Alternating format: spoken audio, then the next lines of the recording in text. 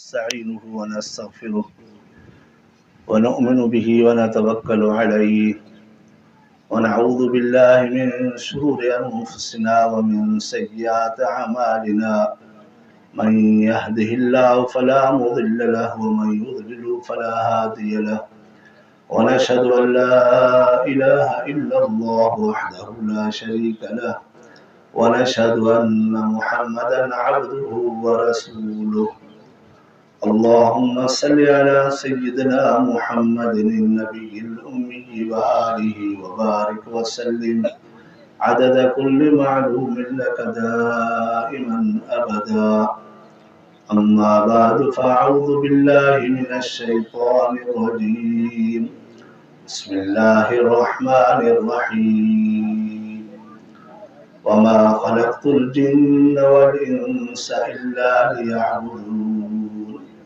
صدق الله العظيم अल्लाह तबारक व तआला जा करोड़ा एहसान जो रब साईं हिन मजलिस में कुरान शरीफ वाली मजलिस में शरीक थियण जी तौफ़ीक़ अता फरमाई।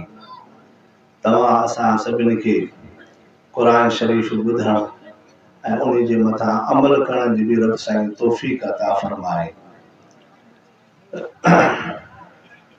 इन आयत में अल्लाह तबारक व तआला फरमाए थो त इंसाननि ऐं जिन्ननि खे पैदा ई इन जे करे कयो वियो त हू मुंहिंजी इबादत करनि, पर इंसान दुनिया में अचण सां रब साईं खे विसारे छॾे। आलम अरवाह में उन त इहो वाइदो कयो अलस्तु बिरब्बिकुम, तू ई मुंहिंजो रब आहे, तू ई मुंहिंजो माबूद आहे, तू ई मूंखे पैदा कंदड़ आहे, तुंहिंजी इबादत कंदासीं।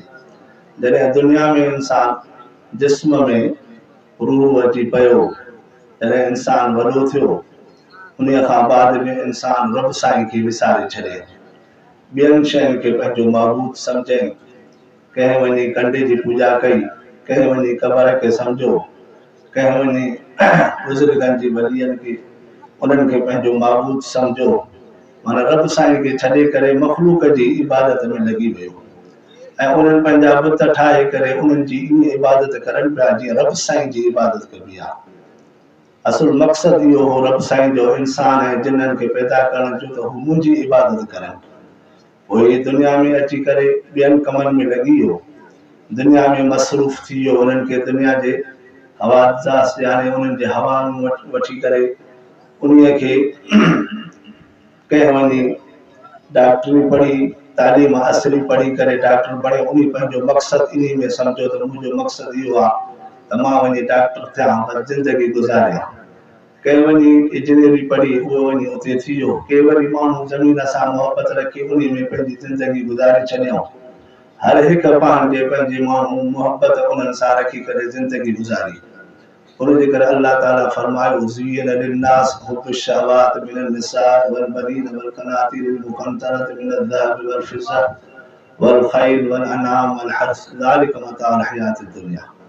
इन्हनि में कनि औरतुनि सां मोहबत कई, कंहिं पंहिंजी औलाद सां मोहबत कई, कंहिं जानवरनि सां मोहबत कई, कनि वञी घोड़नि सां मोहबत कई, कंहिंजी सोन सां मोहबत, कंहिंजी चांदीअ सां मोहबत। ये दुनिया की हयाती जो सामान आहे, सिर्फ़ दुनिया में थोड़ी ज़िंदगी जे लाइ, पर इंसान उन में बाब थी वियो, उन जी मोहबत में एतिरो लॻी वियो जो हू रब साईं खे विसारे छॾे, सिर्फ़ दुनिया जे इन्हनि हवासात खे अची पंहिंजो मक़सदु अची सम्झे।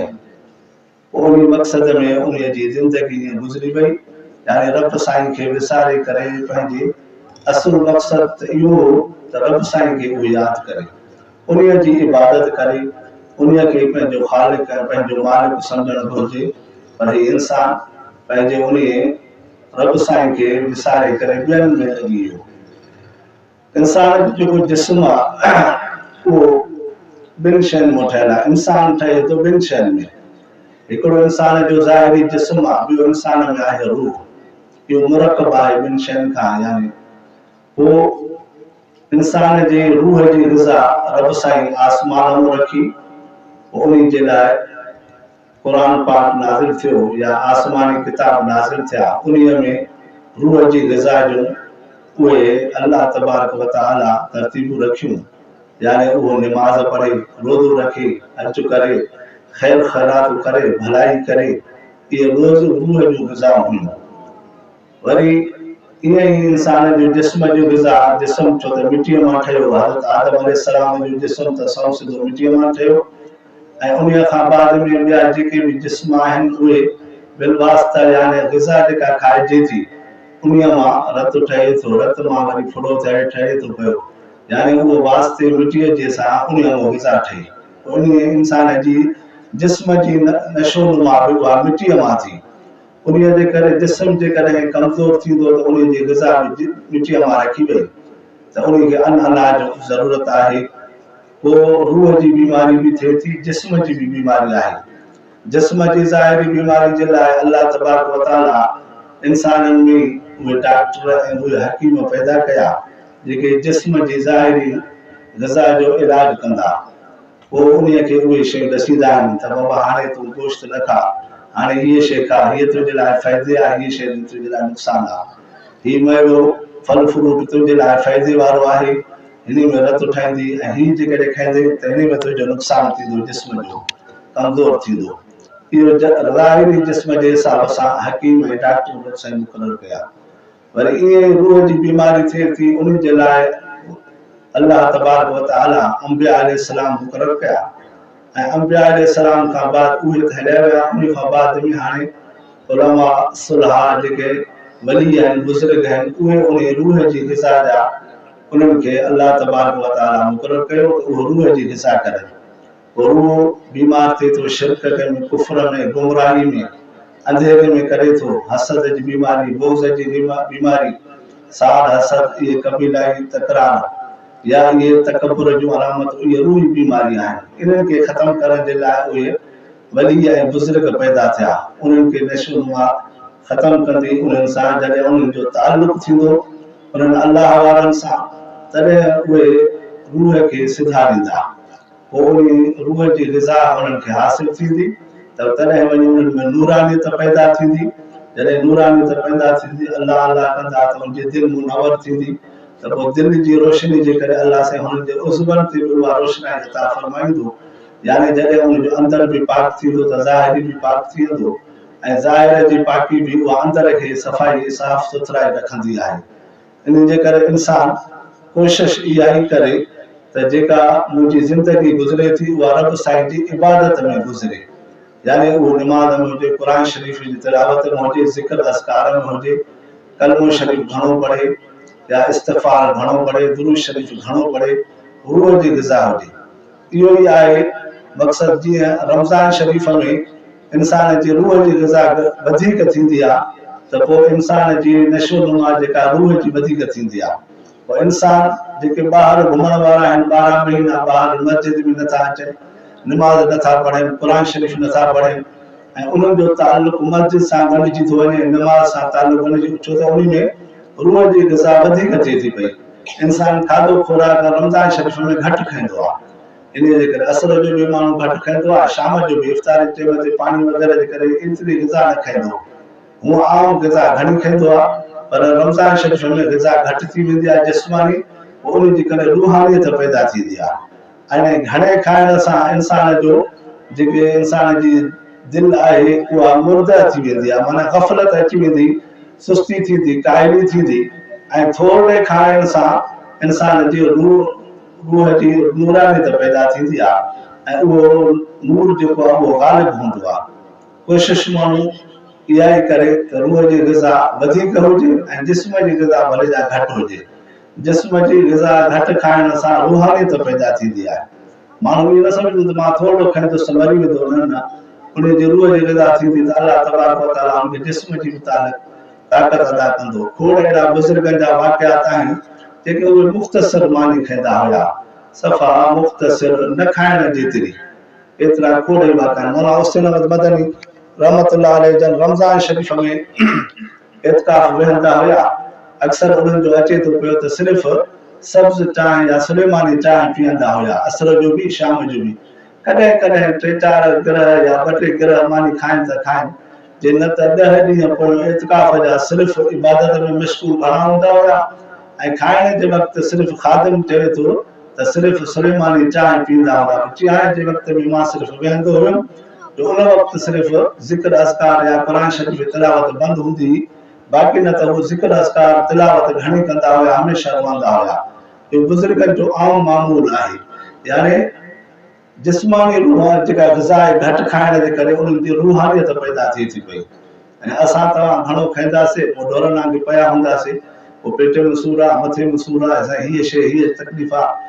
घटि खाइण हूअं बि हदीस पाक में अचे थो त माण्हू घटि खाए, घणो न खाए। हकीम बि चवनि था त माण्हू ग़िज़ा जेका आहे जिस्मानी उहा घटि खाईंदो, यानी ॿिनि माननि जी ज़रूरत आहे हिकु खाए। जेकॾहिं हिक जी ज़रूरत आहे अधु खाए त उन जी सिहत बि सही रहंदी ऐं उहो तंदुरुस्त बि रहंदो, उनखे उथण वेहण में सभु शइ में का तकलीफ़ वग़ैरह न थींदी। जे घणो खाईंदो त उहो उते ई वेठो हूंदो, सुस्ती काइदी थींदी, पोइ उथण घणे खाइण जे करे पोइ तकलीफ़ वधी थियूं वञनि जिस्मानी। इन जे करे कोशिशि माण्हू इहा ई कजे त अलाह तबारक व तआला जेके असांखे नेमतूं ॾिनियूं उन्हनि जो बि शुक्र अदा कयूं। इंसान जे जिस्म में बि उन जूं नेमतूं आहिनि। हिकु हिकु जिस्म में नेमत रब साईं जी वधीक आहे। सिर्फ़ु अखि खे वठिजे, उहा बि किरोड़नि में ओड़ी अखि नथी मिले। इहे रब साईं जूं अजीब अजीब नेमतूं आहिनि इंसान जे जिस्म में। जेतिरो बि इंसान पंहिंजे वजूद में सिर्फ़ु शुक्र अदा कंदो, नेमतूं ॾिसी करे अलाह साईं उन्हनि खे अञा वधीक ताक़त ॾींदो। लइन शकरतुम लअज़ीदन्नकुम, जेकॾहिं मां रब साईं तोखे नेमतूं ॾिनियूं आहिनि उन्हनि जो तूं शुक्र अदा कर।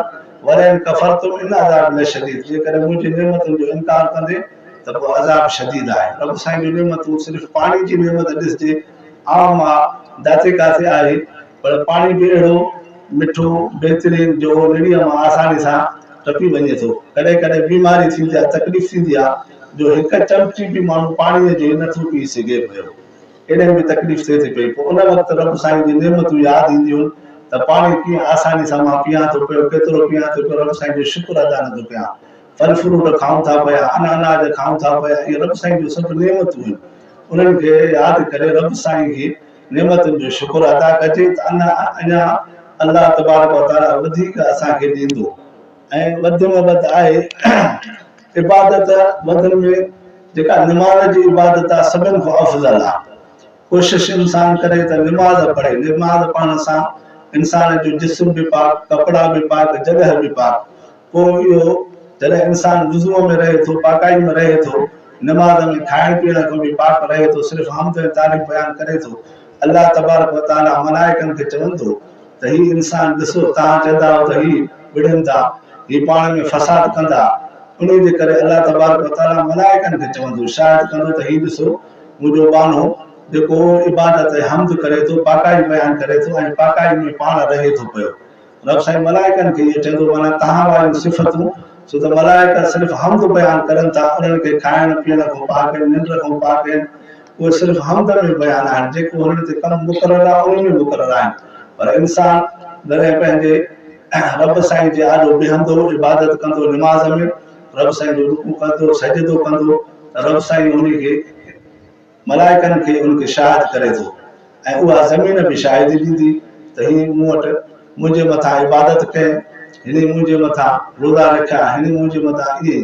जेकॾहिं गुनाह कयईं उन्हनि जी बि शाहिदी ज़मीन ॾींदी, जेकॾहिं नेकी कयईं उहा बि शाहिदी ज़मीन ॾींदी। कोशिशि इंसान इहा ई करे जेके बि अमल कयूं 24 कलाकनि में नेक अमल कयूं ऐं अलाह साईं असांखे शिरक खां, कुफ्र खां बचाए ऐं रब साईं जी इबादत कयूं।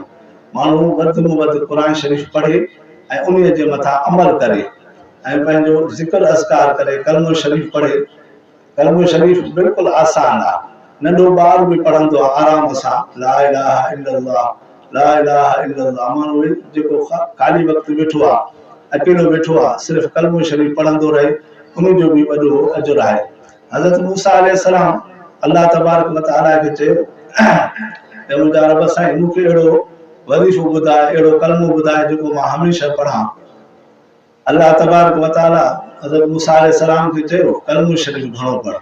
हज़रत मूसा अलैहिस्सलाम चयो त साईं कलमो शरीफ़ ॿिया बि पढ़नि था, इहो मां कीअं पढ़ां। हज़रत मूसा अलैहिस्सलाम खे अलाह तबारक व तआला चयो कलमे शरीफ़ जी फज़ीलत एॾी आहे जो हीउ कलमो शरीफ़ ला इलाहा इल्लल्लाह हिकिड़ी पर्ची ते लिखियलु हुजे ऐं ॿी पर ॿिए हुन में यानी 7 ई ज़मीन 7 ई आसमान हिकिड़े पलड़े में रखजनि, तारा तुंहिंजे हिकिड़े पलड़े में कलमो शरीफ़ ला इलाहा इल्लल्लाह वारी पर्ची रखिजे, ऐं ॿिए पलड़े में 7 ज़मीन 7 आसमान जेको कुझु उन में आहे उहो रखिबो, तॾहिं त कलमे जो वज़न अञा वधीक थींदो। माना एॾो फज़ीलत वारो आहे। हज़रत मूसा अलैहिस्सलाम चयो त मां हाणे पढ़ंदुसि। कलमे शरीफ़ एॾो आहे जो कलमे शरीफ़ पढ़ण सां काफ़िर माण्हू मुस्लमान थी थो वञे, यानी जहन्नम उन ते वाजिब थिए थो। जॾहिं कलमे शरीफ़ पढ़े थो, मुस्लमान इस्लाम आणे थो, त उन ते जन्नत वाजिब थिए थो, यानी जन्नत में हली थो अचे, बाहि मां कढी करे जन्नत में दाख़िल थिए थो। एतिरी त फज़ीलत आहे। ऐं कलमे शरीफ़ घणो पढ़िजे। इंसान वेठो आहे, ॻाल्हाए थो, ॻोल्हाए थो, पर कलमे शरीफ़ हमेशह दिलि ते हुजे। जॾहिं फ़ौत थींदो त पोइ ख़बर पवंदी त मुंहिंजी ज़िंदगी त ईअं गुज़री वई, अजायो ज़िंदगी।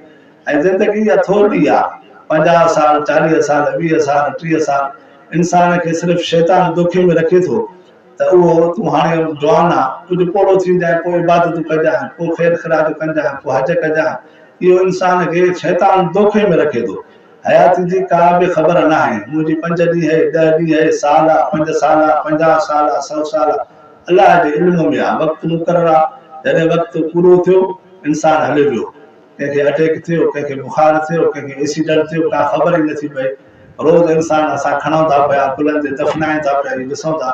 इहो असांखे सबक़ु आहे त तव्हां बि ईअं ई वेंदव, तव्हांजी बि तयारी करे छॾियो। तंहिंजे करे इंसान पंहिंजी तयारी बि करे, जेतिरो थी सघे नमाज़ सां, क़ुर सां मोहबत हुजे, क़ुर शरीफ़ पढ़ण जो शौक़ु हुजे। हीअ मदरसनि जो बि इहो ई आहे बुनियाद, त इंसान जो अक़ीदो बि सही थिए ऐं दीनी तालीम बि अचे। हुज़ूर पाक सल्लल्लाहु अलैहि वसल्लम जा सचा उम्मती बणिजूं, यानी उन जो फैज़ जेको मदरसनि में हले थो उन खे हासिल कयूं। क़ुर शरीफ़ सही पढ़ूं, उन जे मथां अमल करण जी तौफ़ीक़ अता फ़रमाए। ऐं जेको बि मसइलो वग़ैरह थिए उहो बि आलिमनि खां पुछूं, इन में पुछण में आर न हुजे। शरई मसइलो जेको बि हुजे आलिमनि खां पुछण सां उन में बरकत बि थींदी ऐं उन जे मथां अमल जी तौफ़ीक़ बि थींदी। ऐं दुआ आहे त अलाह साईं हिन इदारे खे कामयाबु फ़रमाए, हिन ॻोठ वारनि खे निमाज़ सां, क़ुर सां मोहबत अता फ़रमाए। ऐं हिन जेके तालिब इल्म पढ़नि था, अलाह साईं उन्हनि जे इल्म अमल में बरकत अता फ़रमाए। जेके उस्ताद पढ़ाइनि था उन्हनि जे बि इल्म में अमल में ज़िंदगी में बरकत अता फ़रमाए। आलिम सगोरा वेठा आहिनि, मौलाना सिबतुल्लाह साहब उहो बयानु फ़रमाईंदो। असां 2 मिंट में शिरकत कईसीं। मौलाना मोहम्मद अमीन साहब ॾाढो इसरार कयो। अलाह साईं तव्हां असांजे हिते हाज़िरी बि क़बूल फ़रमाए, असांजे लाइ निजात जो ज़रियो अता फ़रमाए, जहन्नम खां निजात थिए, जन्नत में अलाह साईं असांजी जॻह अता फ़रमाए सभिनि जी।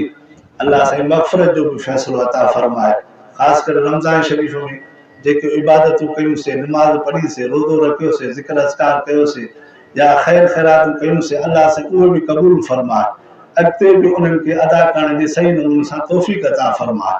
जे रमज़ान शरीफ़ में मस्जिद जूं रौनकूं हुयूं, तरावियां हुयूं, नमाज़ हुई, क़ुर शरीफ़ हुयो, रोज़ो हुयो घर में, तीअं हाणे बि अलाह साईं असां सभिनी मुस्लमाननि खे तौफ़ीक़ अता फ़रमाए। इहे मस्जिदनि खे आबाद कयूं, क़ुर शरीफ़ खे आबाद कयूं, मस्जिदूं घरनि खे बि आबाद कयूं, नमाज़ सां, रोज़े सां।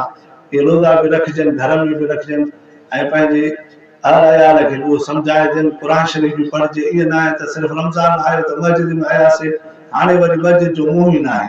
त मस्जिद में हमेशह अचे माण्हू, नमाज़ पढ़े ऐं क़ुर शरीफ़ पढ़े, तिलावत करे, जेतिरो थी सघे वधि में वधि वक़्तु गनीमत सम्झी करे माण्हू इबादत करे। व आख़िर दावाना अनिल हम्दुलिल्लाहि रब्बिल आलमीन।